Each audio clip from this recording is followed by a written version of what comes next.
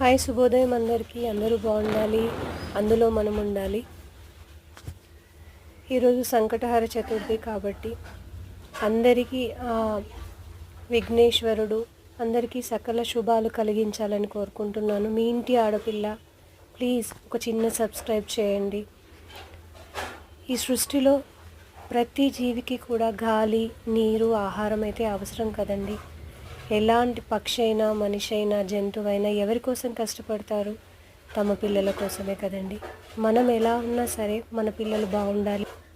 ఆ పిల్లలు కూడా మనం ఎలాగైతే బాధపడుతూ వాళ్ళని మనం పెంచుతున్నామో అది వాళ్ళు అర్థం చేసుకొని వాళ్ళు ముందుకు వెళితే వాళ్ళ జీవితం ఎంతో ఆనందంగా ఉంటుంది. తల్లిదండ్రులు కూడా చాలా సంతోషిస్తారు. పిల్లలు, మీరు కూడా అర్థం చేసుకోండి. తల్లిదండ్రుల మాటలు వినండి.